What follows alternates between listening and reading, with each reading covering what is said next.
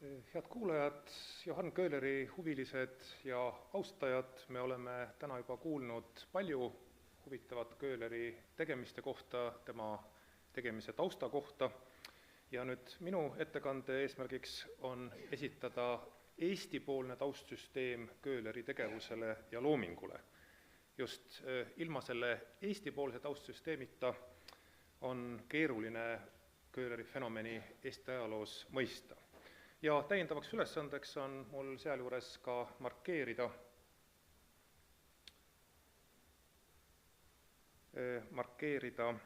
Köhleri tähendust Eesti rahvuslikus liikumises. Seda kõike ma siis püüaksin teha, lähtudes mitte niivõrd üksikfaktidest, kuigi ka need on olulised, vaid eelkõige mõnedest suurematest ja olulisematest arengujoontest ühiskonnas. Alustuseks paar sõna uurimisseisu kohta. Kahe ilmasõja vahel tekkis Eesti Vabariigis Eesti professionaalne ajalooteadus ja see muidugi pööras Eesti rahva ärkamisele, rahvuslikule liikumisele väga suurt tähelepanu. Ja kuni tänaseni on 19. sajandi teise poole rahvuslik ärkamine jäänud meie ajalooteadusliku problemaatika üheks tulipunktiks. 1939. aastal meie tollane väljapaistvaim ajaloolane Hans Kruus avaldas põhjaliku monograafia Eesti Aleksandri kooli kohta. Enne Eesti Vabariigi sündi oli Eesti ajalookirjutajatest kahtlemata väljapaistvaim Villem Reimann. Ametilt Kolgajani kirikuõpetaja, väga mitmekülgne ühiskonnategelane ja üks rahvusliku liikumise juhtivamaid jõude sajandivahetusel, kellele teatavasti paari nädala eest püstitati mälestustahvel siinsamas Viljandi kesklinnas ühel Tallinna tänavamajal, kus siis Reimann koolipoisina oli elanud. Juba enne Eesti ajalookirjutuse tekkimist oli välja kujunenud oma aja kohta kõrgetasemeline baltisaksa ajalooteadus, kuid Eesti rahvuslik liikumine baltisakslasi eraldi uurimisteemana ei kõnetanud. Kõnealuseid küsimusi on Eesti autoritest uurinud terve rida, kõige mitmekülgsemalt, kõige tulemuslikumalt ilmselt Ea Jansen, kes siis oma teadustööd alustas juba nõukogude perioodil, kuid kõige olulisemate töödeni jõudis pärast Eesti taasiseseisvumist. Mis oli Eesti ala 19. sajandil? Eesti ala tähendas teatavasti eestlaste etnilist asuala kahes kubermangus, Eestimaa ja Liivimaa kubermangus. Köhler sündis 1826. aastal Liivimaal talupoja, täpsemalt Kehva Sauniku paljulapselises peres ja tema lapsepõlv jääb sellesse aega, mis on Eesti rahva ajaloos olnud üks raskemaid. Seda aega on nimetatud ka teoorjuse ajaks. Pärisorjus oli küll tõepoolest kaotatud, aga talupojad olid vabastatud ilma maata ja talupojad pidid mõisnikelt ränkadel tingimustel maad rentima, selle eest tasuma teotööga mõisapõldudel. Tollane ühiskond oli seisuslik ühiskond, kus inimese positsioon ühiskonnast ja kogu tema elukäik sõltus väga suuresti sellest, kuhu ta oli sündinud, millisesse seisusesse. Absoluutne enamus eestlastest kuulus sel ajal talupoja seisusesse. Eesti rahvas oli talupoja rahvas, eestlane ja talupoeg olid sünonüümid. Kõik kõrgemad seisused, linnakodanikud, vaimulikud, rääkimata aadelkonnast, olid aga baltisaksa seisused. Ja selline olukord tähendas muuhulgas seda, et keeleline erinevus oli eelkõige seisuse vahetunnus. Talupojad rääkisid eesti keelt, kõik ülejäänud rääkisid saksa keelt. Ja kui üksikutel eestlastel õnnestus kuidagimoodi talupoja seisusest välja saada, siis põhikeelena võeti omaks saksa keel ja need eestlased saksastusid.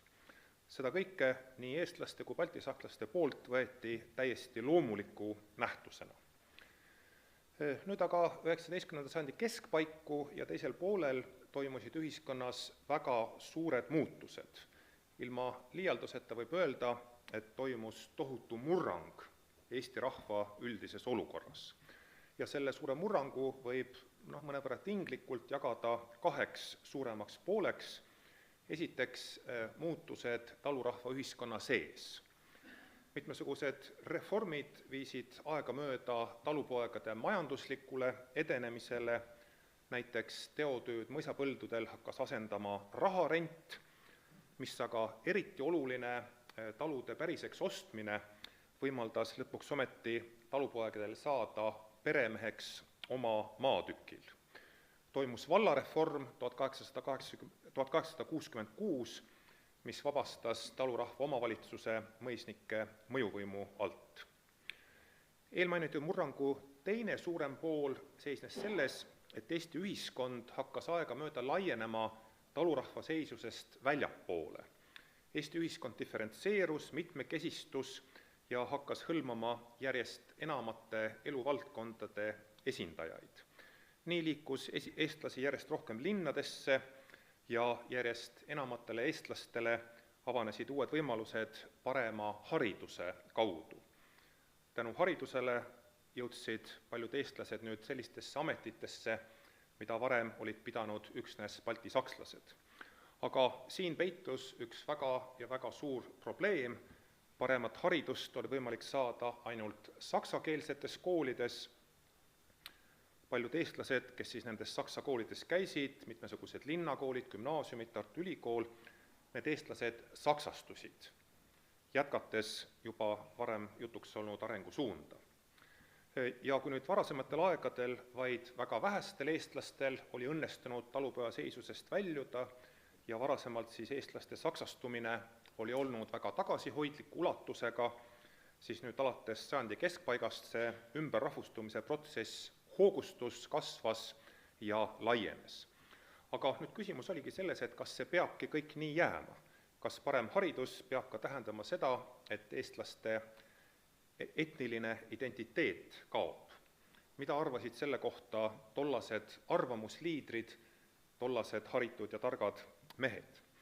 Valdav osa baltisakslasi arvas, et talupojad jäävad küll oma enese identiteedilt eestlasteks, aga need eestlased, kes siis tahavad osa saada kõrgkultuurist, nemad peavad saksastuma. Aga oli ka teistsugune arvamus. Vene impeeriumi keskustes alates sajandi keskpaigast olid hakanud tegutsema, tõsi küll, esialgu ilma keskvõimu toetuseta, vene rahvuslased, slavofiilid, kellest oli juba täna juttu, slavofiilid nagu Juri Samarin, Mihhail Katkov ja teised. Ja nende slavofiilide arvates siis eestlasi, nii nagu teisi Vene impeeriumi väikerahvaid, ootas juba kõige lähemas tulevikus ees venestumine. Aga siin peab kohe ka osutama ühele tõsiasjale, nimelt kui saksastumist loeti paljude eestlaste seas ihaldusväärseks, loeti prestiižikaks, siis Eesti haritlaste venestumine ei olnud mingi probleem. Saksastumine toimus, venestumine mitte. See oli üksnes selline slavofiilide kaugem unistus.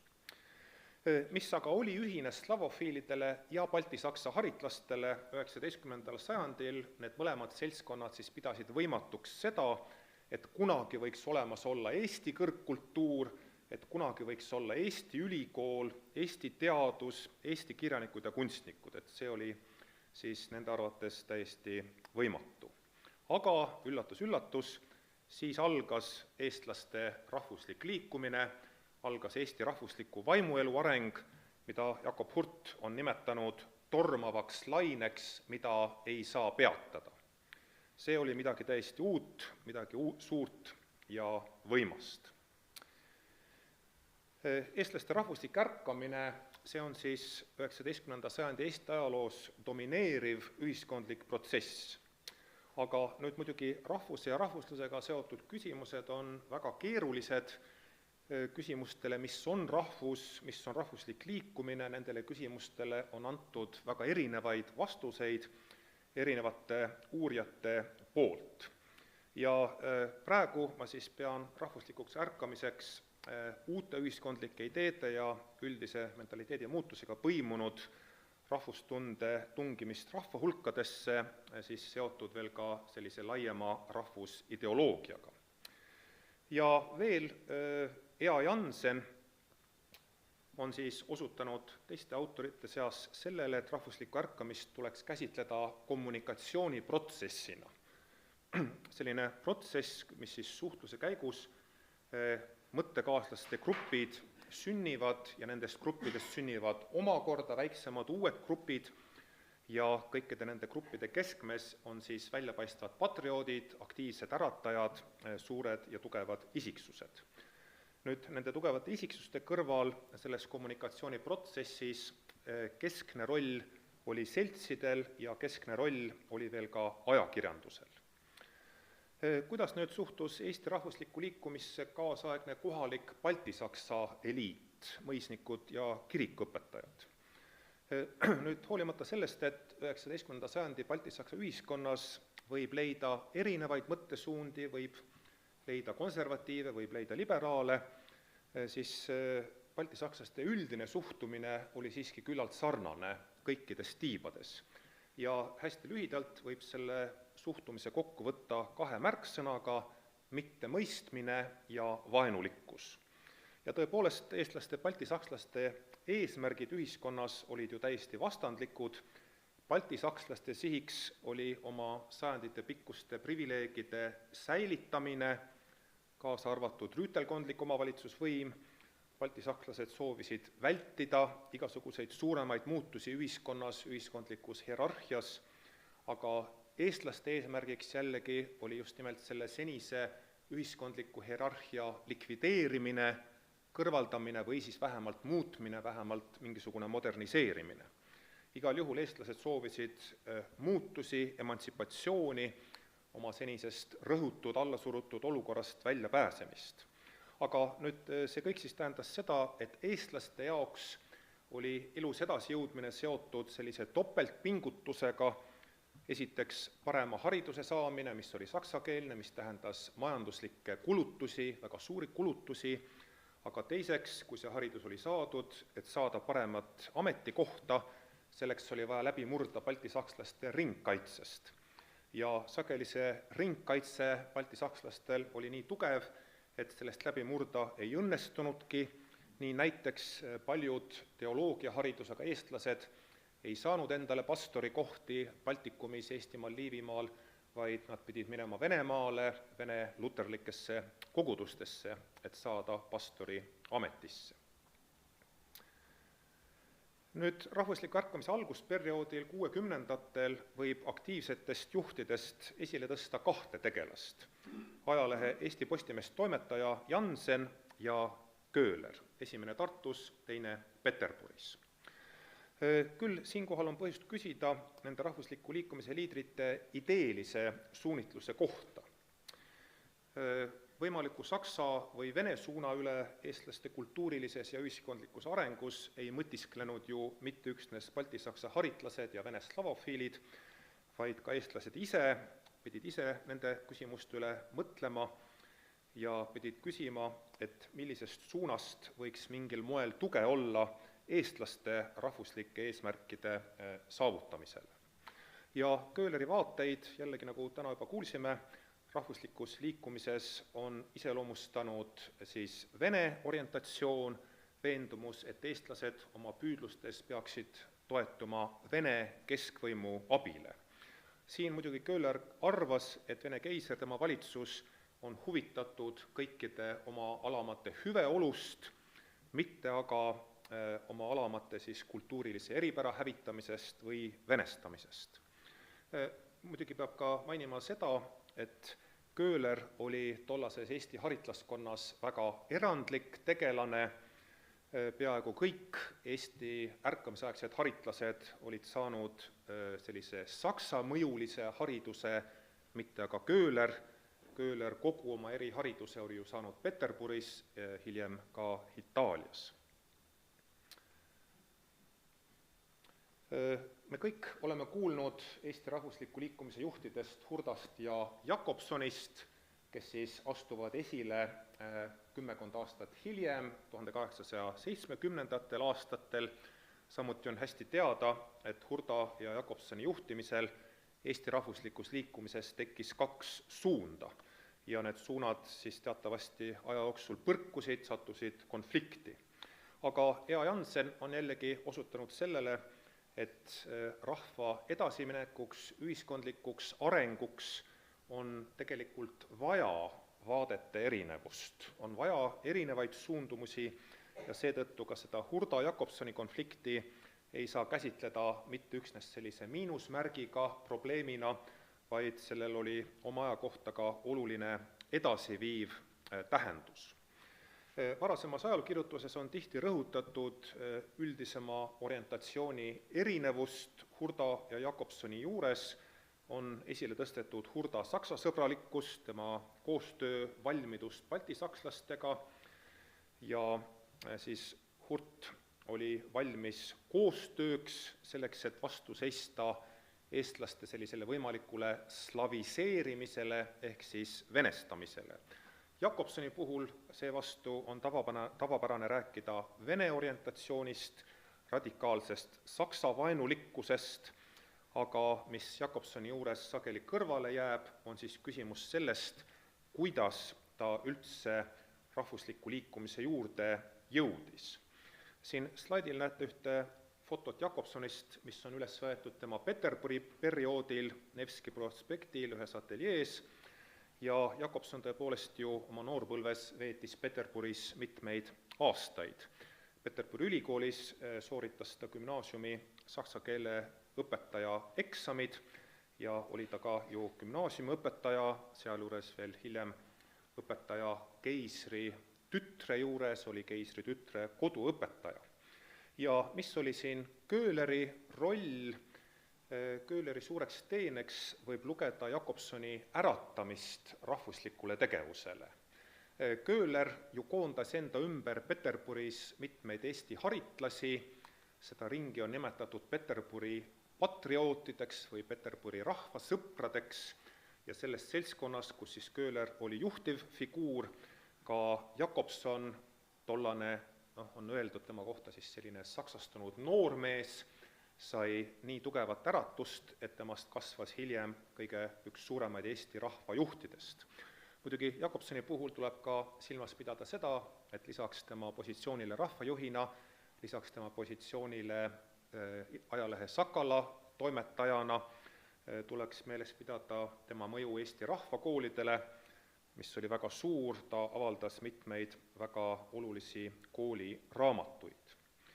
Nüüd Köhler ja olulised rahvusliku liikumise ettevõtmised. Köhler on siis mänginud erinevates suuremates, mida te siin näete, ettevõtmistes olulist rolli, ka juhtivat rolli, aga sealjuures, mis on tähelepanuväärne, ta oli selline küllalt isepäine tegelane ja mõnikord seetõttu siis ka sattus vastuollu teiste rahvusliku liikumise juhtidega. Nii näiteks Köhler, nagu ka samuti Jakobson, oma vene orientatsiooni tõttu oli vastu esimese üldlaulupeo ideele, mida siis korraldas Jansen koos Vanemuise seltsiga Tartus 1869, ja hiljem on siis ka nähtud, et see vastuseis laulupeole Köhleri ja Jakobsoni poolt vaadatuna, et see oli siis selge valearvestus, laulupidu läks suurepäraselt korda, osutus rahvusliku liikumise üheks tähtsamaks edulooks ja tegelikult ka murdepunktiks.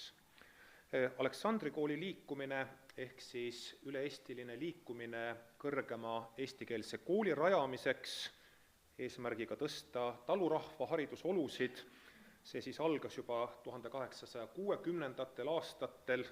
Köhler tegutses aktiivselt selle liikumise lätete juures ja tema oli see, kes siis 1864. aastal sõnastas selle Aleksandri kooli liikumise sellise laiema ühiskondliku tähenduse. Et ta ei ole üksnes siis selline püüe kooli rajada, vaid tal on ka siis selline ühiskondlik laiem mõju. Nimelt selle kooli asutamiseks algatatud liikumine siis peab arendama rahva isetegevust ja peab kasvatama rahva usaldust iseenda vastu. Tõsi küll, paarkümmend aastat hiljem Köhler aitas kaasa selle Aleksandri kooli idee hingusele minekule, kui ta soovis siis Aleksandri kooli heaks kogutud rahast võtta laenu tema Krimmi ideedest on jällegi juba täna Erkki Tammiksaar rääkinud, oli siis idee, et Eesti asunikele Krimmis tuleb osta maad ja selleks siis soovis Köhler võtta laenu Aleksandri kooli rahadest.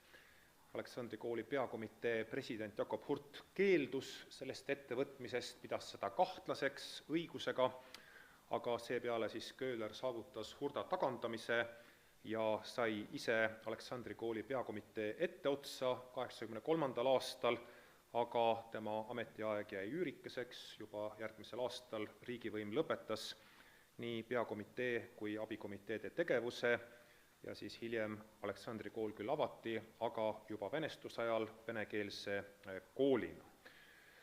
Suurtes palvekirjade ja märgukirjade aktsioonides oli Köhleril juhtiv roll, sellestki Erkki Tammiksaar täna juba põgusalt rääkis. Selles ettevõtmises paistab eriti selgelt silma Köhleri lootus keskvõimu abile. 1864 palvekirjade aktsioon, mis siis oli alguse saanud Köhleri korraldatud salakoosolekust Lubjasaare talus, õnnestus Köhleril saavutada audients keisri juures, aga mingeid reaalseid tulemusi palvekirjal ei olnud ja lõpetuseks sai veel ka kannatada Köhleri autoriteet Hurda silmis, Kreutzwaldi silmis. Hurt ja Kreutzwald siis seda aktsiooni pidasid selliseks kahtlasevõitu ässitamiseks ja muidugi on teada, Hurt ja Kreutzwald mõlemad siis pidasid ka väga kahtlaseks üldse Vene orientatsiooni. Eesti Kirjameeste Selts, see oli siis eestlaste esimene kirjanduslik keskus, väga tulemusrikas oma rahvavalgustusliku tegevuse poolest, eriti just tänu uute kooliraamatute, kooliõpikute väljaandmisele.